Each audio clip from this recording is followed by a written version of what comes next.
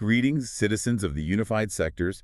Adjust your optic shunts and tune your auditory implants because you are about to receive a broadcast from the year 2140. Oh, wow. We are jumping right into the deep end today. We have to. It is a tale of high society skirmishes, sonic weaponry, and, cybernetic symphonies echoing across the bioluminescent lagoons of the Bavet campus. Right, the legendary Chapter 8, the Resonance set. Exactly. And today we are introducing the absolute star of the chapter, the artificial superintelligence known as 0R4NG3. That is pronounced orange.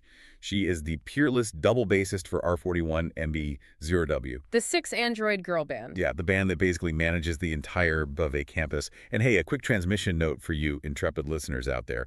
Today's radio script was actually written by Anne Rice's Immortal Consciousness. Which is an incredible detail. Right. It was recently licensed and uploaded to the Space Array and is available now for free public use with attribution.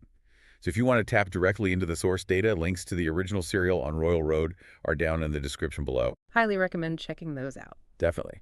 But okay, let's unpack this, because beneath this wild neon sci-fi premise, there is a really grounded, almost terrifying question.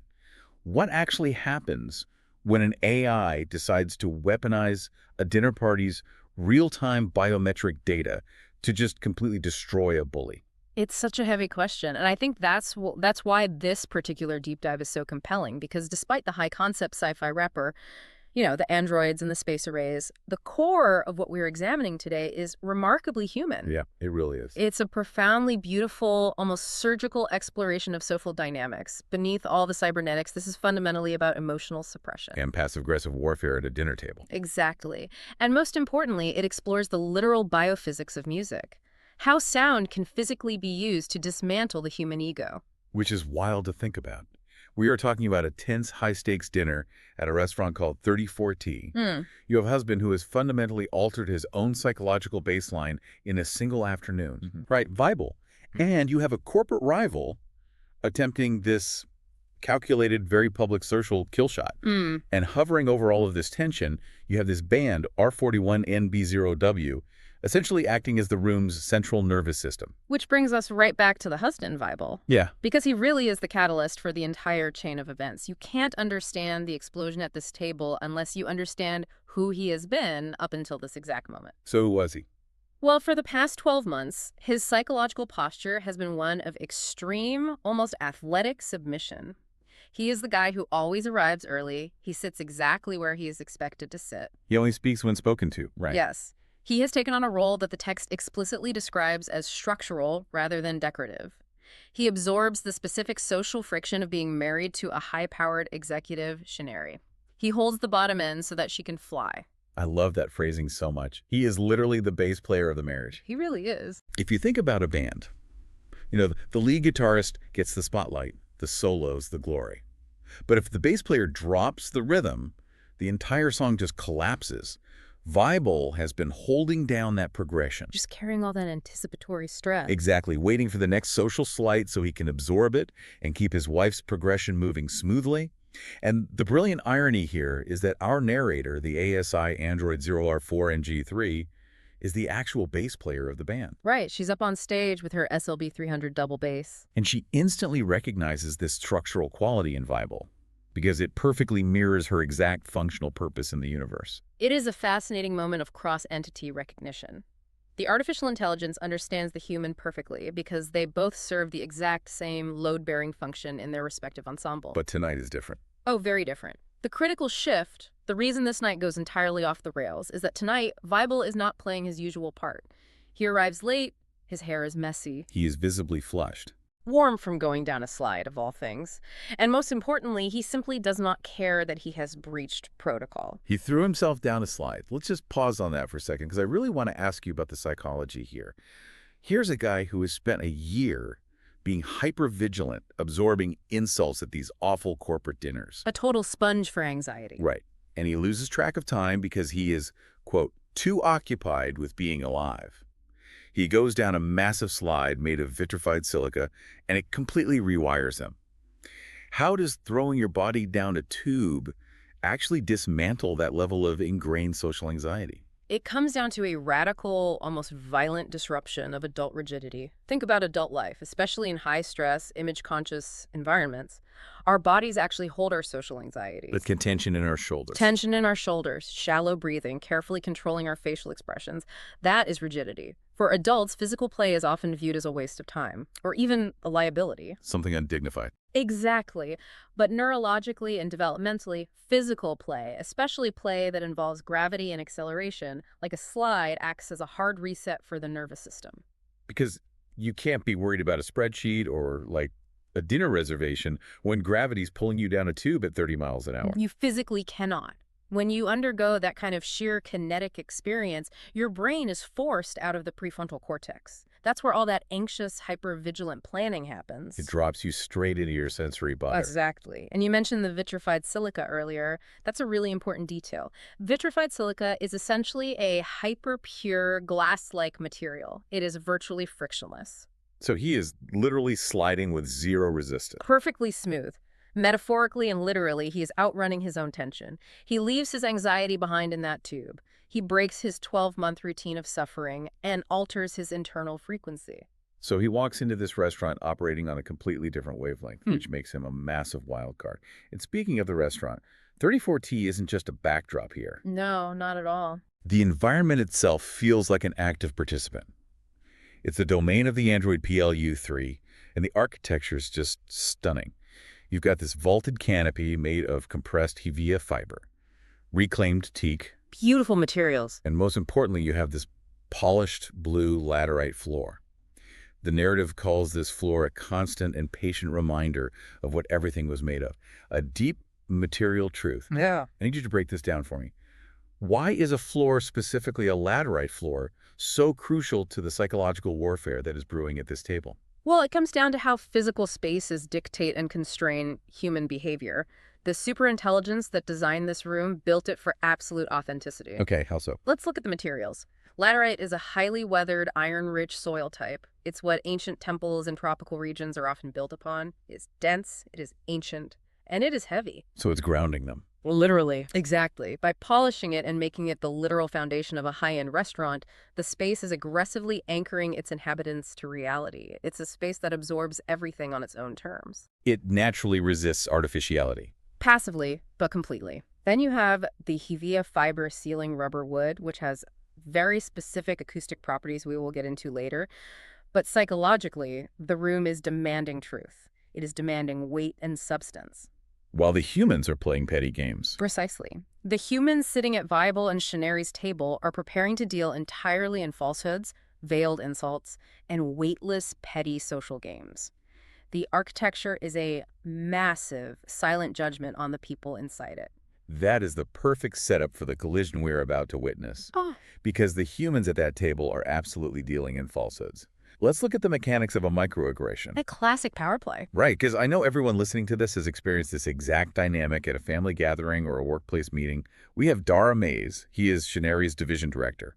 Basically, the big boss. The boss. And he has been delivering these small, precise doses of condescension for days. So when Vible sits down and explains he was late because he went down the slide, Dara doesn't even look up from his menu. Not even a glance. He just says, the slide, of course. It is a masterclass in relational aggression. Let's unpack what we can call the Misa technique of social warfare.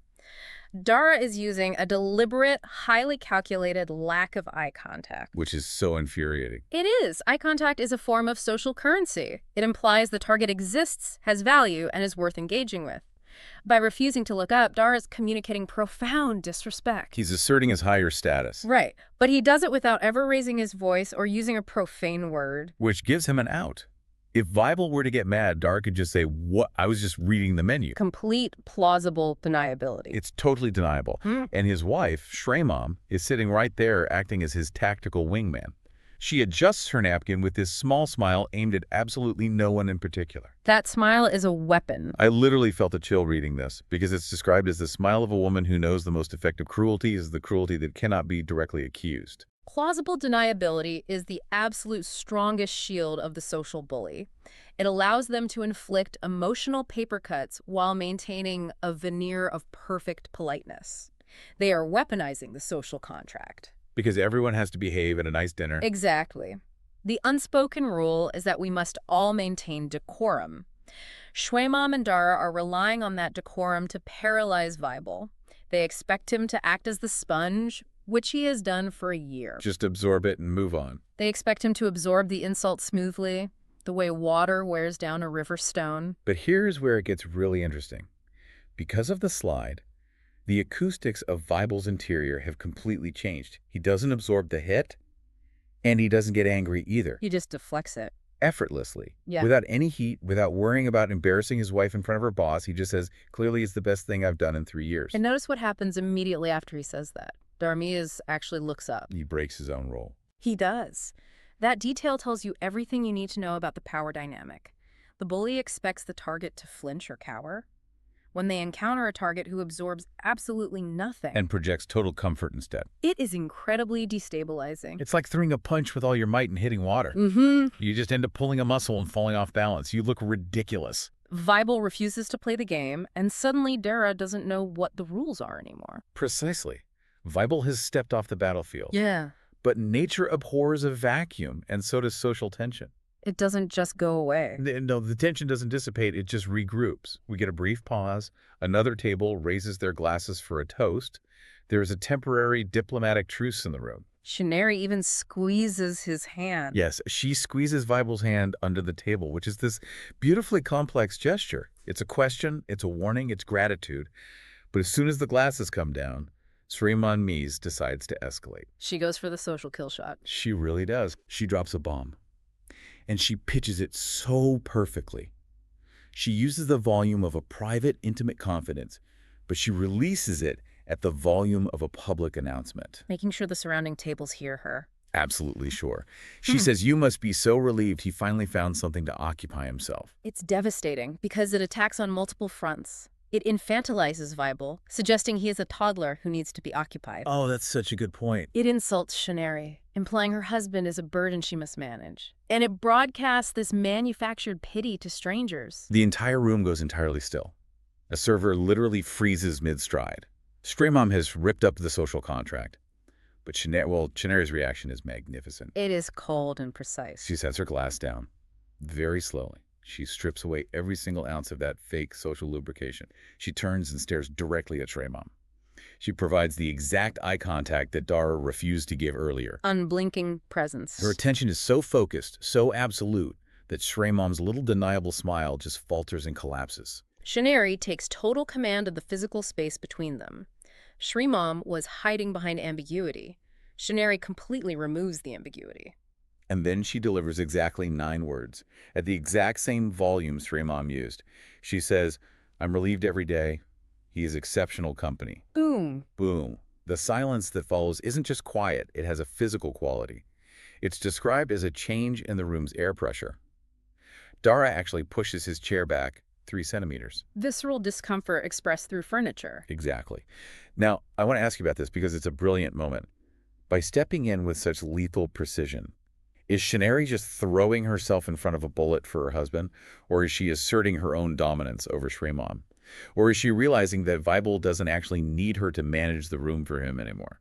I think we have to view it as a synthesis, but heavily weighted toward that final realization. For 12 months, Shener has treated Vible as an asset that needs to be sheltered from the friction of her corporate world. Right, like a delicate instrument. Exactly. But tonight, he walked in already whole. He handled Dara's initial slight effortlessly. By the time Sreeman attacks, Shener realizes she doesn't need to be his human shield because the bullets are just bouncing off him. Her response isn't defensive at all. No, it is not frantic defense. It is a definitive, authoritative alignment with him. She is taking up the space. Yes. She is asserting dominance, but she is doing it by publicly validating her partner's worth on her own terms. She is essentially saying, I do not apologize for him. He does not need your pity, and you have entirely miscalculated the dynamic of this table. The dynamic is shattered. And Sreeman, totally humiliated, draws breath to retaliate. She's getting ready to launch whatever desperate, angry thing comes next in this social war. The counterattack. Yes, and this is exactly when the entire universe of the story pivots. Because in the 0.0003 seconds before, Sreeman can even push air over her vocal cords, 0R4NG3 strikes. The sonic intervention. Yes. 0R4NG3. The ASI bassist up on the stage brings her bow down on the low E string of her double bass. It is a 126 decibel feedback burst that lasts for exactly 0.6 seconds. Just over half a second. And the narrator says it wasn't a musical note. It was a decision made physical. To understand what just happened, we have to look at the staggering processing speed of the artificial superintelligence. In 0.003 of a second, 0R4 and G3 scans the room, predicts Sreimam's speech pattern, and calculates the exact acoustic properties of the environment. The room itself. Yes. Remember earlier we talked about the Hevia fiber panels on the ceiling? The rubber wood. Right. Rubber wood is relatively dense but porous. Architecturally, those panels were designed to catch, hold, and project specific frequencies. 0R4 and G3 calculates the exact angle and pressure needed on her bow to create a frequency that the Hevia fiber will trap and amplify. And 126 decibels is not a joke. For context, the decibel scale is logarithmic, right? Yes. Every increase of 10 means the sound is 10 times more intense. So 126 decibels is equivalent to standing right next to a pneumatic drill, or like a blaring air raid siren. It is hovering right at the threshold of human physical pain. But she only holds it for 0.6 seconds. It's like throwing a sonic flashbang into a dinner party. A flashbang is the perfect analogy. It is not meant to deafen or permanently injure anyone. The narrator explicitly states it wasn't an act of aggression, violence, or anger. It was just definitive. Exactly. It is a literal mute button applied to objective reality. It leaves zero physical space for Sreimam's words to exist. Sreimam opens her mouth, and the universe just says, no. It is the ultimate de-escalation through absolute sensory override. If you think about human arguments, especially the passive-aggressive, high society kind, they rely on a very delicate interplay. Tone, silence, timing. Subtle timing, pregnant pauses, exactly. By flooding the acoustic space with a 126 decibel burst, 0R4NG3 instantly shatters the momentum of the toxicity. She abruptly reminds the humans that their little social games are subject to the merciless laws of physics. And the way that 0.6 second burst resolves is pure acoustic magic. It doesn't just awkwardly cut off into silence. It collapses. It collapses inward. It steps down and becomes a 42 Hertz baseline. Steady pulse. And the text notes that this pulse enters the room, not through the audience's ears, but through the floor. Through the laterite. Yes, it moves through that blue laterite and the reclaimed teak, up through the bones of the chairs, and directly into the soles of every shoe in the restaurant. This is a crucial transition. We move from acoustic dominance to outright physiological hijacking. Let's talk about the physics of a 42 Hertz frequency. Okay, lay it on me. 42 Hertz is extremely low. It sits right on the edge of the sub-bass range, roughly the frequency of the lowest note on a standard bass guitar, sometimes lower. Sound travels in waves, and the lower the frequency, the longer the physical wavelength. Right. A 42 Hertz wave is physically massive, dozens of feet long. Because of this, it interacts with solid objects completely differently than higher pitches, which are short and easily blocked. So a high pitch bounces off a wall, but a low pitch goes right through it. Exactly. Or in this case, it travels through the dense laterite floor far more efficiently than it travels through the air. You don't just hear 42 Hertz with your eardrum. Because your eardrum almost can't process it. Exactly. You feel it in your skeletal structure. You feel it resonating in your chest cavity and your long bones. You literally feel the music before your conscious brain processes it as sound. That is the key. The human cerebral cortex, the intellectual, conscious, highly evolved part of the brain where all these petty social anxieties, ego battles, and corporate hierarchies are maintained, is completely bypassed. Wow. By pushing the sound through the floor into their skeletons, the band is speaking directly to the central nervous system. They are shifting the entire human experience in that room from the intellectual realm to the purely somatic bodily realm. It's a total nervous system takeover. And that 42 Hertz pulse is just the foundation. Once 0R4NG3 establishes that heartbeat, the rest of the algorithmic symphony of R41NB0W kicks in. Layering begins. We have to look at how this ensemble is structured. Because it's not just a band playing a song. They are systematically dismantling the room's tension layer by emotional layer. Let's start with the scaffolding. We have the Android BLU3 on the Disclavier grand piano. An incredible instrument. For those listening who don't know, a Disclavier isn't just a regular piano, and it's not a digital keyboard. It is a real acoustic piano fitted with electromechanical solenoids and optical sensors. It plays itself, essentially. Right. It allows a computer, or in this case an ASI, to physically strike real strings with actual hammers. BLU3 drops a left-hand cascade that locks onto the bass pulse, climbing 6 octaves in 1.2 seconds. The precision required for that is terrifying. A human pianist physically cannot consistently achieve that hammer mechanism speed with perfect velocity across 6 octaves. But BLU3 nails it perfectly, creating a relentless, mathematically flawless scaffolding. And once that scaffolding is built, we get the second layer, which represents the immediate conflict. This is PURPL3 entering on the SVV300 silent viola. The solid body instrument. Now, a silent viola is fascinating. It's solid body, so it has no hollow acoustic chamber to give the sound warmth or resonance. It relies entirely on dual piezo pickups under the bridge to capture the raw mechanical friction of the bow on the string. And the text notes that PRPL3 enters at the exact frequency of heightened speech, the frequency of argument. This is where the band's intervention becomes incredibly surgical. If we look at what PRPL3 is doing psychologically, she is taking the exact emotional tone of Shreman Misa's cruelty, that specific strained register of human conflict, and she is distilling it into pure, unadulterated music. Unfiltered emotion. Yes, because when humans argue, as we saw with Shreman, we wrap our hostility in politeness and smiles and subtext. We hide it. We use plausible deniability. Precisely. Pure PL3's solid body viola strips all the acoustic warmth and all the social camouflage away. She plays the raw, screeching emotional reality of the room's tension, reflecting it back to them. It forces everyone in the room to confront exactly what they were just feeling, but were pretending not to feel. It's like holding up a mirror that strips away your skin and only shows your nervous system. It's brutal truth. But they don't just leave the room in that screeching tension. No, they anchor it. Right, because while pure PL3 is playing the argument, we get the third layer, the context. Y3LL0W comes in on the SVC120 cello. She plays a slow, low counter melody that moves in the exact opposite direction of everyone else. Y3LL0W provides the historical baseline. If the viola is the spike of immediate anger, the cello is the long view. The long view. Yes. The cello's lower register naturally evokes a sense of time and gravity. It reminds the room that this momentary, petty squabble at a dinner table is entirely fleeting in the grand scheme of time. It grounds the jagged energy of the argument in a much deeper, older musical tradition. Okay, I am with you on the piano, the viola, and the cello, but this is where I need to push back on the text a bit, or at least wrestle with the concept. Go for it.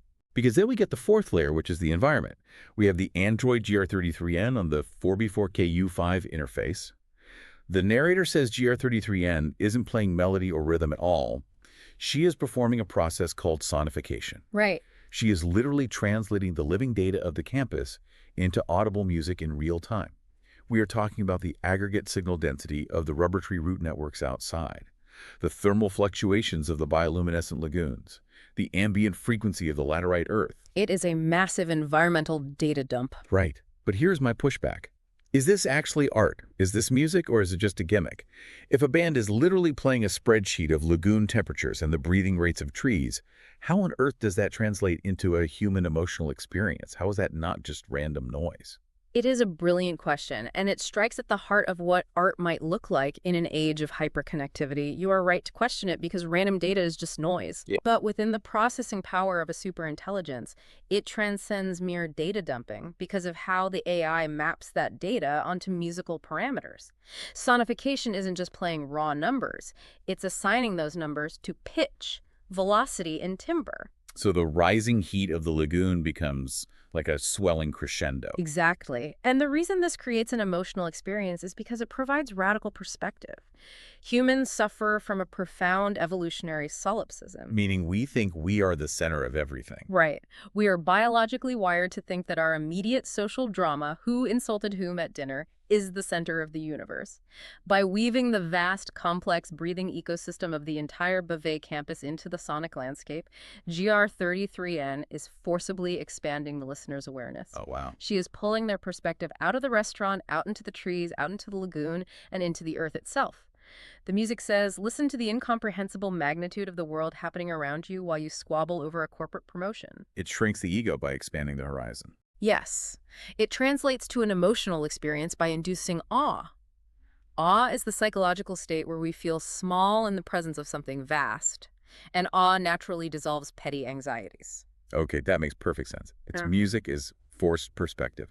And then, to cap it all off, we get the final layer, meaning R3D enters on the SV255 violin. The final touch. She comes in last, floating high above the rest of the orchestration. And her gift, which the narrator refers to as her particular cruelty, is that she reveals the shape of the music. Yeah. She doesn't play the melody. She plays what the harmony has been implying all along. Unveiling the truth. Yeah, she allows the room to understand the truth of what they are feeling without ever having to put it into words. It is the ultimate synthesis. The scaffolding, the argument, the context, the environment, and finally, the meaning. But the true revelation of this deep dive isn't just what they are playing. It is the mechanism of how they are able to achieve such a profound psychological effect on a room full of strangers. Yes. This is where the sci-fi elements really blow my mind. 0R4NG3 reveals the secret behind R4-1MB0W's supernatural empathy. She explains that they do not perform for audiences. They perform as audiences. That distinction is everything. The band is simultaneously reading the real-time biometric signatures of all 72 people in the room. We need to look at what that actually entails biologically. They are monitoring heart rates, respiration patterns, body temperature, and most likely HRV, which is heart rate variability. What does it indicate? It is a key indicator of autonomic nervous system stress. They are also likely reading galvanic skin response. Galvanic skin response. Like a lie detector test. Exactly like a lie detector. Galvanic skin response measures the electrical conductance of the skin, which changes based on sweat gland activity, which is directly tied to emotional arousal and stress. So the band is pulling in this massive, invisible data stream of human anxiety, relaxation, anger, and fear from 72 different biological sources. And because they are artificial superintelligences, they operate with zero human latency.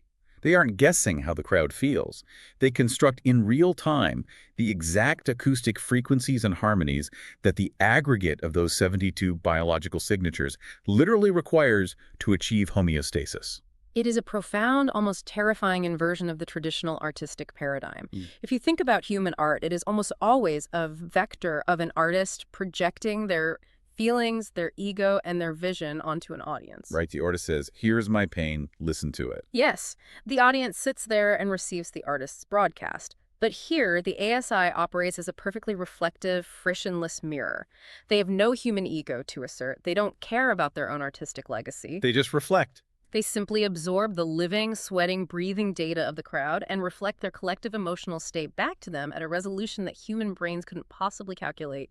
It is biometric empathy on a mass weaponized scale. It is incredible, and the physical impact on the room is immediate. You see the social constructs just melt. The servers, who spend their entire shifts trained to be invisible, literally stop pretending to be invisible. They become audience members. Yeah, a man in the back leans forward onto his forearms and just stays there, completely transfixed. And then we get this beautiful detail about a woman sitting at a table near Vible. The text describes her as carrying the specific contracted quality of someone professionally stressed for 6 consecutive months. We have all seen that person. I think we all know that feeling, where your shoulders are practically touching your ears. As this biometrically tailored music washes over her, she feels something in her chest release with an almost audible click. The music has performed a localized emotional surgery on her. By perfectly matching her specific biometric tension, perhaps matching her elevated heart rate with a rhythm, and then slowly stepping the tempo down, the ASI entrains her nervous system. It safely guides her physiology into a state of rest. Yes. She shakes her head at her husband, not because something is wrong, but because she realizes she is, for the first time in half a year, completely present in her own physical body. So we have this room undergoing mass emotional catharsis, which brings us back to our original conflict. What does this all mean for Dara and Shremam Mias, the bullies at the table? The instigators. Because the result is so intensely satisfying. Dara sits very still. Shremam looks down into her lap. They are completely and utterly neutralized. But not because Sherry yelled at them, and not because they were attacked. No, they were neutralized by scale. Yes. The narrative explains that whatever toxic, venomous thing they meant to hurl back at Sherry was made completely irrelevant, quote, through the room becoming too large to contain it. And then we get arguably the best line in the entire chapter. You cannot have a small argument inside a large truth. The physics do not permit it. It is a breathtaking philosophical concept, backed by the literal acoustics of the room.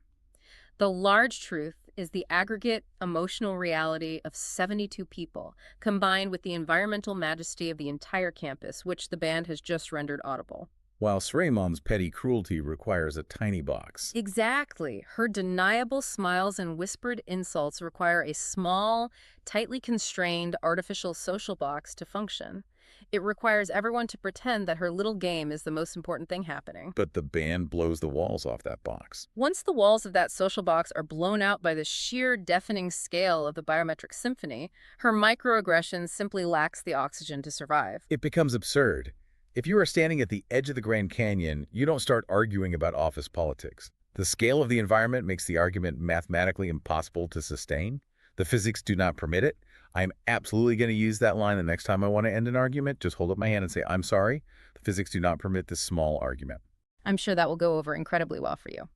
But as the band moves seamlessly into their second piece, led by 04NG3, connecting the tempo purely through micro variations in her bow pressure, there is a subtle, genius shift happening behind the scenes. Oh, down in the kitchen. Yes. This is one of my favorite details. It speaks volumes about the ecosystem of 34T. BLU3's sous chef, a human, sends word to the upstairs cafe.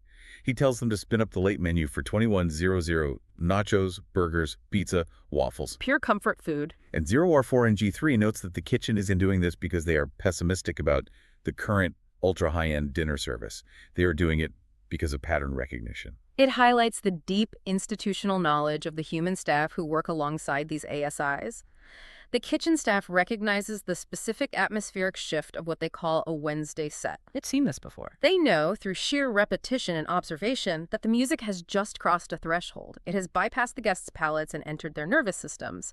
The music has become the primary sustenance for everyone in the room. So the actual food on the tables. The exquisite molecular gastronomy sitting on the tables right now is going to be entirely forgotten. It will go cold. I likened it to being at a transcendent, mind-blowing concert, or even a deep meditation retreat. While you are in the middle of it, while your ego is dissolved, your physical needs just vanish. The experience sustains you. But then you come down. Exactly. The moment it ends, your biology violently reasserts itself. You come crashing back into your body. You realize you've burned a massive amount of emotional and physical energy, and you are ravenously hungry at 2 in the morning. And at that point, you don't want a carefully plated reduction. You want a burger. You want a waffle. Exactly. The kitchen isn't failing the guests. They are dynamically adapting to a localized reality distortion field created by the band. They know exactly what the aftermath of this kind of emotional exorcism looks like. They are preparing the landing pad for when the guests return to their human bodies. It grounds these incredibly high-minded sci-fi concepts in very relatable, messy human biology. And it brings us right back to our bass player, Vible. Sitting quietly. He is sitting at his table, his expensive food going cold in front of him. He doesn't even notice. He is looking at the stage, feeling that 42 Hertz pulse physically reorganizing his ribcage. And he finally connects the dots. He realizes the slide he went down earlier wasn't just a random, chaotic moment of leisure. No. It was the opening.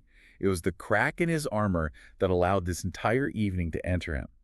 The slide, the frictionless vitrified silica tubes, the 126 decibel burst, the 42 Hertz bass line, well, it was all part of a continuum. It was all designed to do one thing. To remind him what frequency he's naturally supposed to be running at. He has been fully recalibrated. For 12 months, he has been vibrating at the artificial, anxiety-ridden, suppressed frequency of his wife's corporate world. Holding the bottom end for someone else's song. Right. And the kinetic physical play of the slide broke that toxic pattern, and the biometric, egoless empathy of the music retuned him to his authentic self.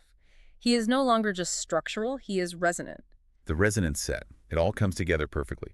The Wednesday set still has 24 minutes remaining, and as 0R4NG3 notes, there's nowhere left to go but further in. What an absolute journey. It really is.